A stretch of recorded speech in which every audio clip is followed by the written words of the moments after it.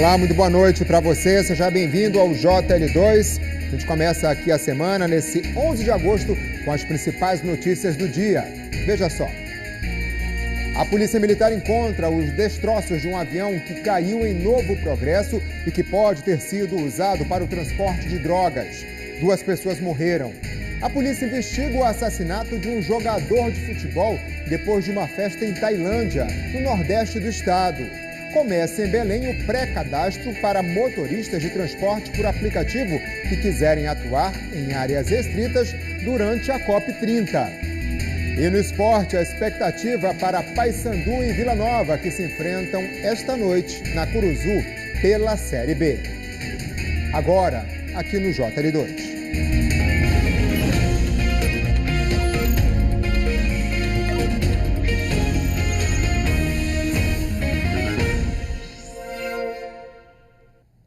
Os destroços e restos mortais da tripulação de um avião que caiu na semana passada foram localizados em uma área de mata fechada em Novo Progresso, sudeste do Pará.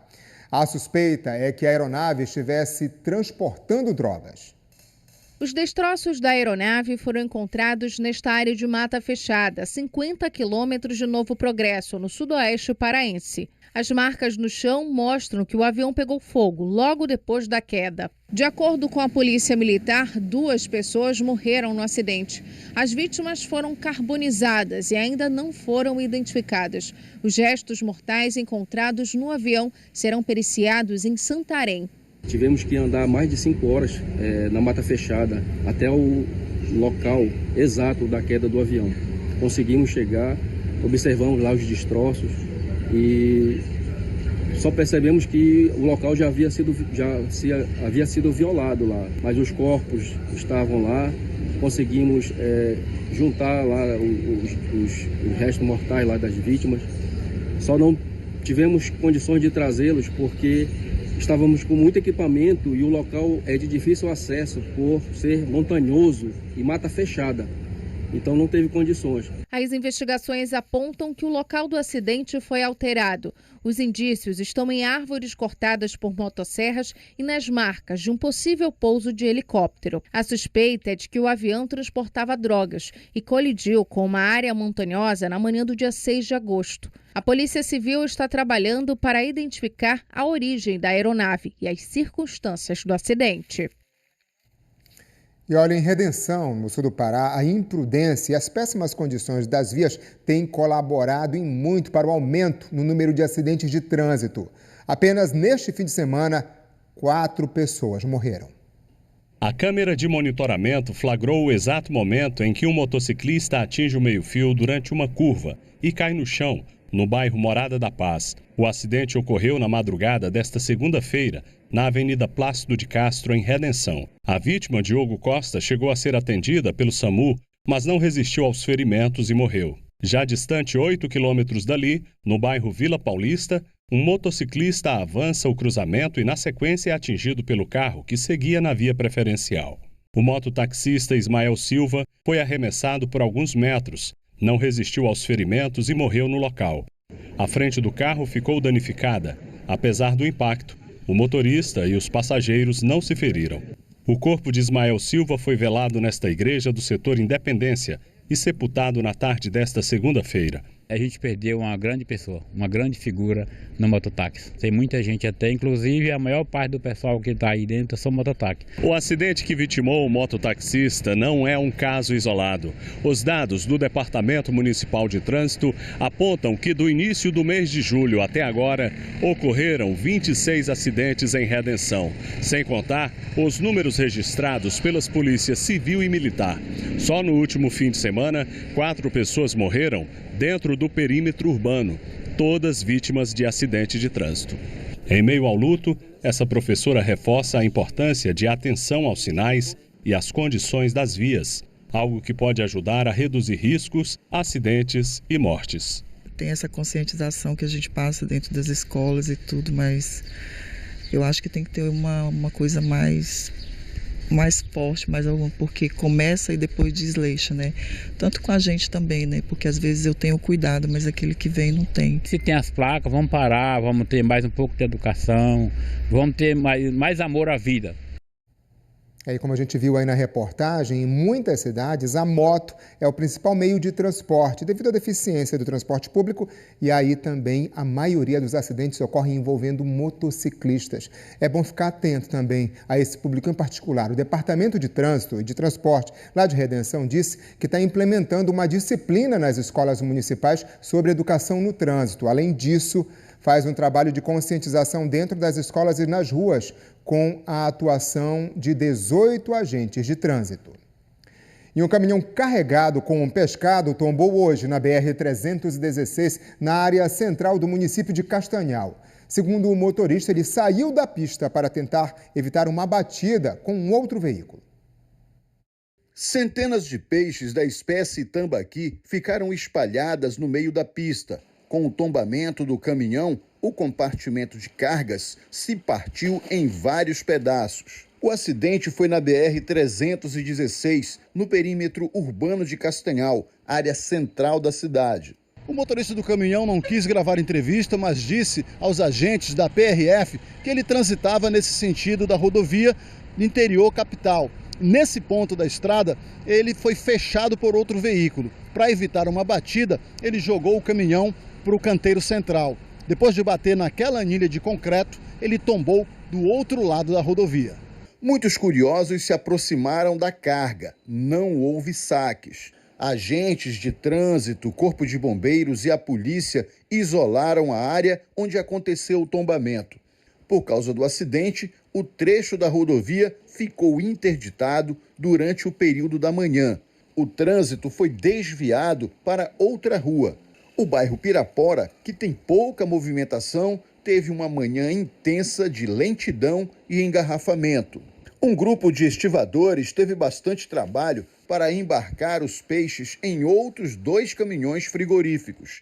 A carga de tambaqui estava sendo levada para a venda na capital do estado. Os bombeiros de Castanhal tiveram que lavar a pista para retirar o óleo diesel que ficou espalhado com os peixes na estrada. O tempo segue correndo e as obras também. Daqui a exatos 91 dias, representantes de várias partes do mundo vão estar reunidos em Belém. E a polêmica em torno das hospedagens para a COP30 continua. Em entrevista ao G1, a ministra do Meio Ambiente, Marina Silva, classificou assim a situação. Nós chegamos à conclusão de que o problema não é que não tenha leitos para receber as pessoas, é que estão praticando preços que são inaceitáveis. Geralmente, quando tem uma COP, em qualquer que seja a região do mundo, tem uma elevação de preços. Só que isso vai ali para uma elevação em torno de 3 vezes mais do que os valores que são praticados normalmente na rede hoteleira. No caso aqui, é 10 vezes mais. E para tentar combater esses preços aí considerados abusivos, as plataformas de hospedagem foram notificadas. A Defensoria Pública do Pará notificou plataformas de hospedagem e recomendou a exclusão de anúncios com preços abusivos durante a COP30. Os sites têm 10 dias para avisar anunciantes quando o valor para novembro superar a média de alta temporada do último ano, ou a média de mercado para o padrão do imóvel.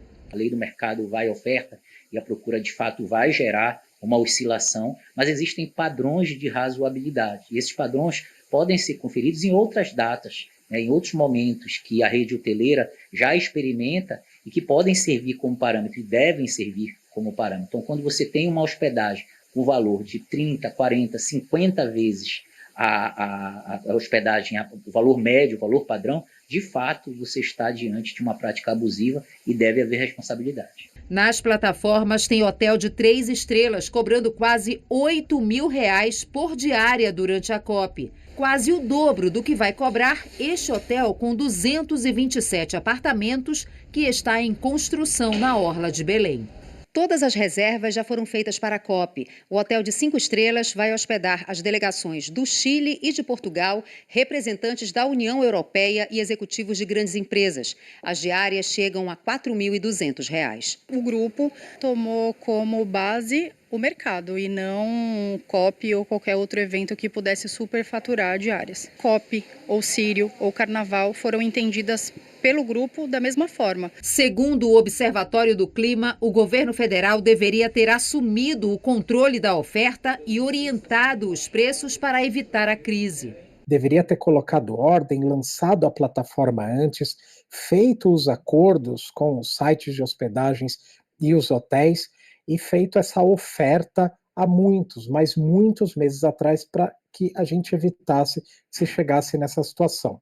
O governo foi negligente e o governo foi também incompetente nessa gestão de acomodações. A cidade já conta com 53 mil vagas e, diferente de outras COPs, a maioria está em imóveis particulares. Quando nós olhamos para a última COP no Azerbaijão, o dia com maior visitação na COP foram 24 mil visitantes. Portanto, nós estamos com o dobro de oferta de leitos para o dia de maior visitação na última COP.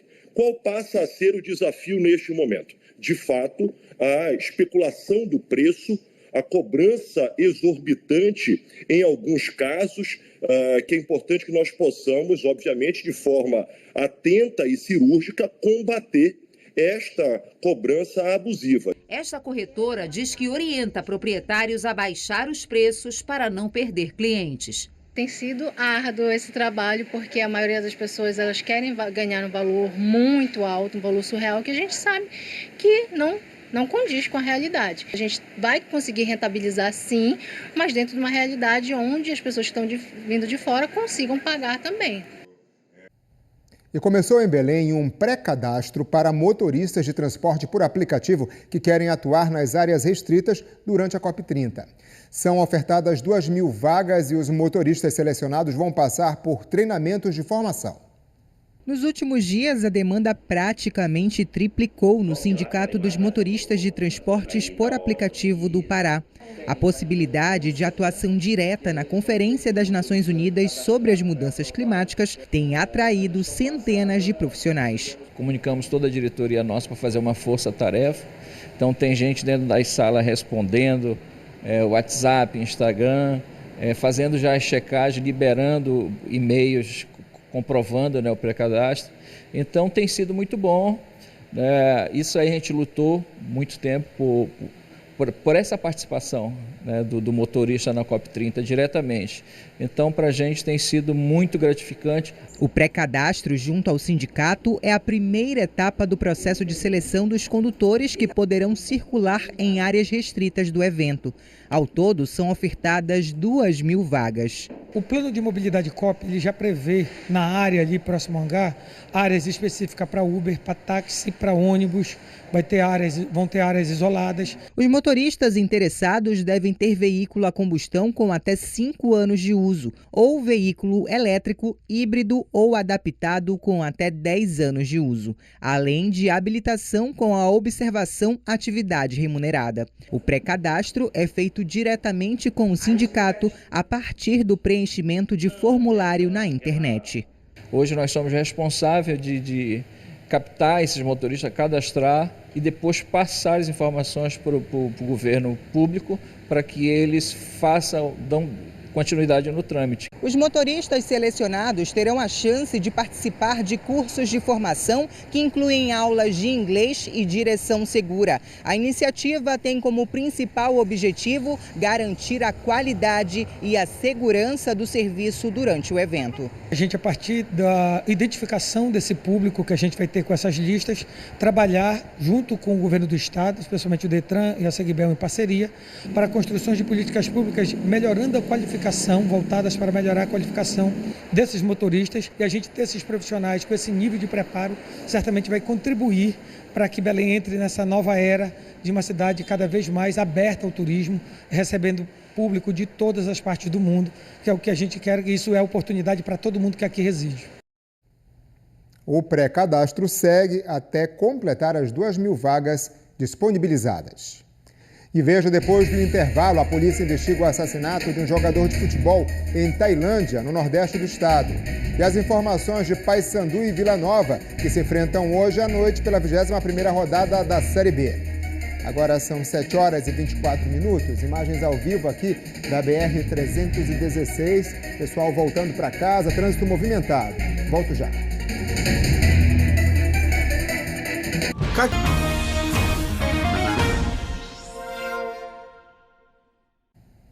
A polícia investiga as circunstâncias do homicídio de um jogador de futebol em Tailândia, nordeste do estado. A vítima foi assassinada depois de um desentendimento em uma festa. Durante o enterro de Pablo Rian, familiares e amigos prestaram a última homenagem ao jogador. Pablo Rian, do Espírito Santo, de 19 anos, foi morto a facadas na madrugada de sábado, em frente à casa onde morava, no município de Tailândia. A vítima era jogador de futebol do time sub-20 do Capitão Poço Esporte Clube, onde atuava como volante. De acordo com a Polícia Militar, o crime ocorreu em consequência de uma briga envolvendo Pablo e outros jovens em uma boate da cidade.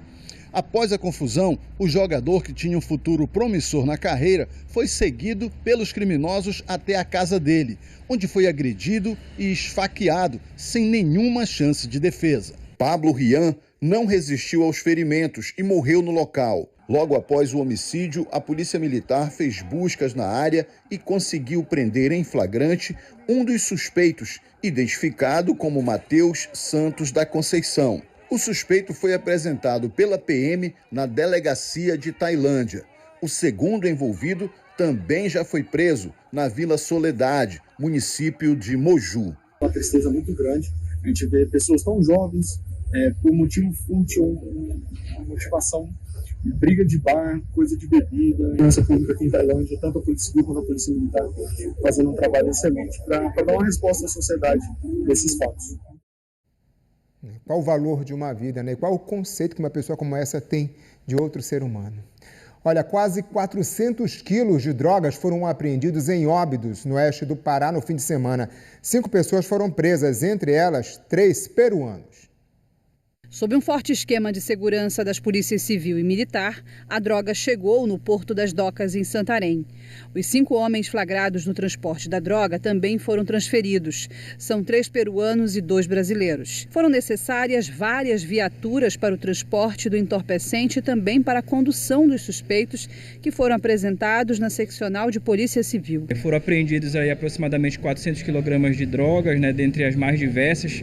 Vai ser passado aí pela perícia, para identificar, propriamente, mas aí maconha, oxi foram identificados a priori. Durante a tarde do domingo, os suspeitos foram ouvidos e o flagrante foi registrado pela autoridade policial. A apreensão da droga ocorreu durante a madrugada de domingo, em uma ronda de rotina.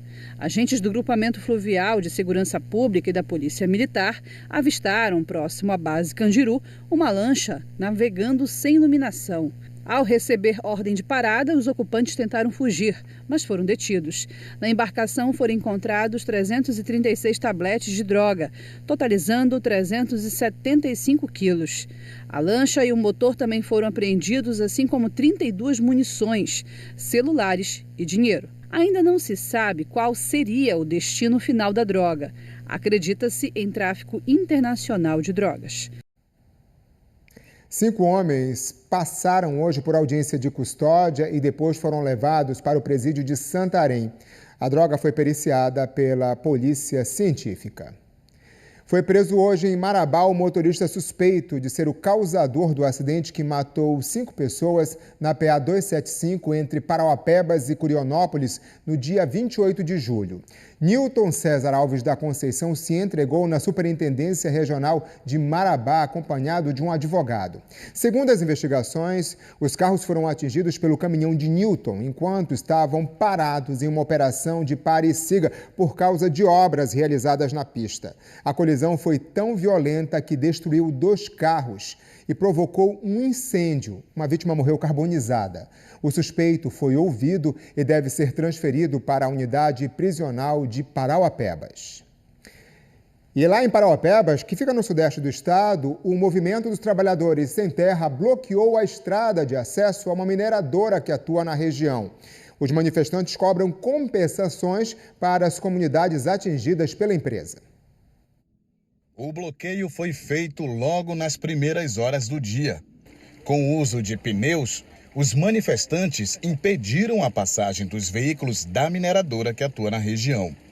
Segundo os moradores, a estrada vicinal do Rio Novo está sucateada pelo tráfego intenso de caminhões de grande porte que transportam minério.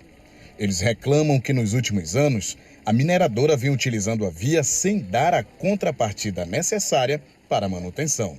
A partir do momento que não cumpre, né, vai aparecendo novos elementos que a gente também vai ter que debater da agora para frente. Levando em consideração que aqui está impactando diretamente na vicinal do Rio Novo, mas também tem acesso do acampamento Terra e Liberdade, né, que também nós vamos inserir uma pauta do nosso acampamento Terra e Liberdade para dentro dessa, para a gente discutir com o governo municipal, Liga Minas e quem é responsável por essa questão mineral daqui da região. Segundo os manifestantes, a precariedade da estrada oferece risco para quem mora na zona rural e precisa passar pelo local. Eles dizem que em dias de chuva, a situação fica ainda mais crítica. Quando está no inverno, a gente tem difícil acesso ao acampamento, muita lama, entendeu? Às vezes acidente, porque a estrada fica lisa, escorregadia, entendeu? Então, questão de empresa para a gente não tem muito benefício, não. Além da situação das estradas, os manifestantes dizem que falta investimento em água potável, saúde e educação na região. Eles afirmam que o impacto da mineração é grande, mas os benefícios não chegam a quem vive na comunidade Rio Novo. A comunidade já avisou que não pretende liberar o acesso até ter uma resposta da mineradora e da Prefeitura de Parauapebas. Entre as cobranças estão asfaltamento da estrada, melhorias na drenagem e apoio à infraestrutura das comunidades afetadas. A mineradora Liga informou que mantém diálogo aberto com as comunidades e afirmou que fará uma apuração sobre as reivindicações apresentadas aí durante o protesto. Já a Prefeitura de Parauapebas não se manifestou. Há cerca de 6 meses entrou em vigor no Brasil a proibição do uso de celulares em sala de aula. De lá para cá, muita coisa mudou para melhor. É o que dizem professores e alunos. Celulares guardados nas mochilas assim que a aula começa. No início, a mudança foi difícil para a Júlia. Fazia fone de ouvido, aí ficava jogando, ficava conversando, não prestava atenção. Era muito difícil de aprender. Minhas notas estavam lá embaixo, agora não. Está melhor, consigo aprender mais, faço pergunta para os professores, interajo mais com os meus amigos. Nesta escola, o aparelho não pode ser usado em sala de aula sem a permissão do professor. A Maria, que está em ano de vestibular, aproveita mais o tempo para estudar. Antes era uma coisa assim, mais celular e menos tempo estudando. Agora, com a retirada na sala de aula, a gente consegue ter um tempo aproveitado e mais produtivo. A restrição do celular nas escolas públicas e particulares começou em janeiro deste ano, se adequando a uma lei do governo federal. 6 meses depois, os professores já perceberam melhoras. As notas melhoraram, tivemos também bons resultados, com os alunos. Eles começaram a interagir mais ainda com a gente em sala de aula. Mas o celular não precisa sair totalmente da equação. Seguindo uma estratégia didática, o aparelho se torna uma ferramenta de ensino nos momentos certos. Pesquisas através de vídeos, plataformas digitais, que buscam o conhecimento e ampliar mais ainda esse ensino-aprendizado para o nosso alunado. Com o celular de lado, sobra mais tempo para conversar com os amigos. Os alunos relatam que estão mais conectados com o aqui e o agora. Como que era antes com o celular?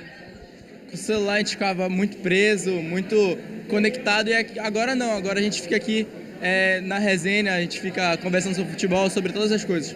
Mais divertido? Mais divertido.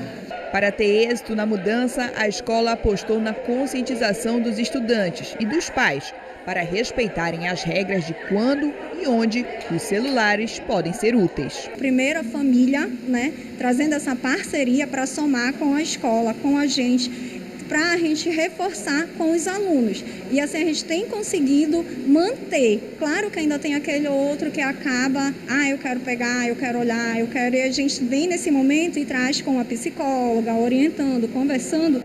Para a Joana, uma coisa é certa. Sem o celular o tempo todo, as relações voltaram a ficar mais reais.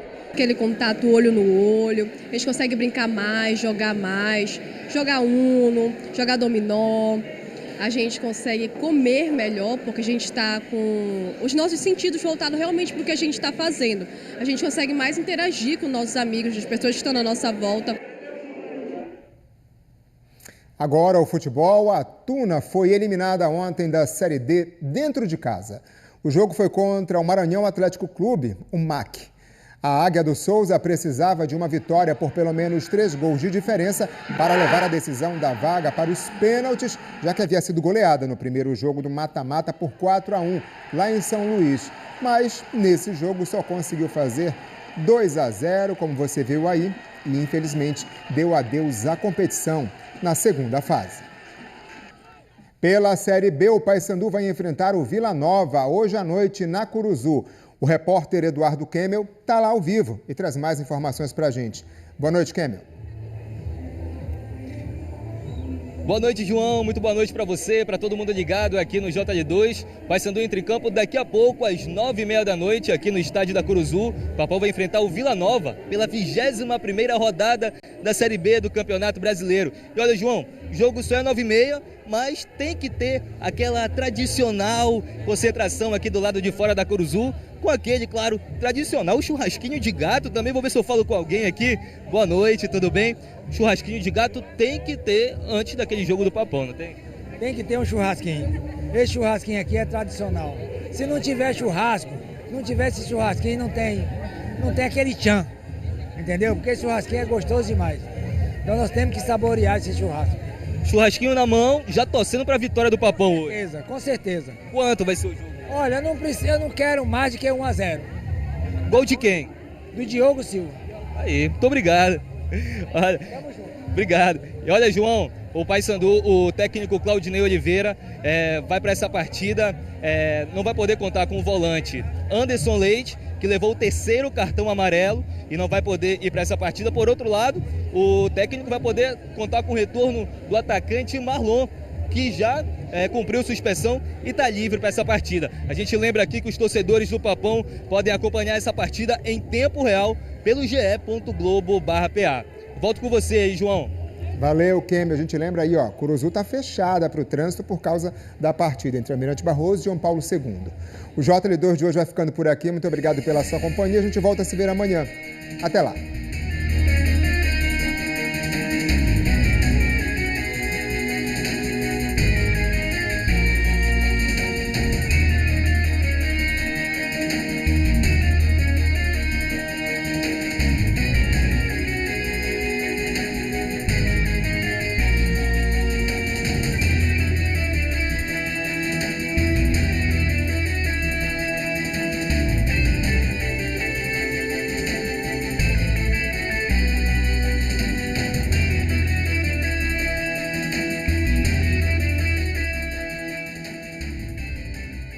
Olha, nessa terça-feira nós vamos mergulhar na fé.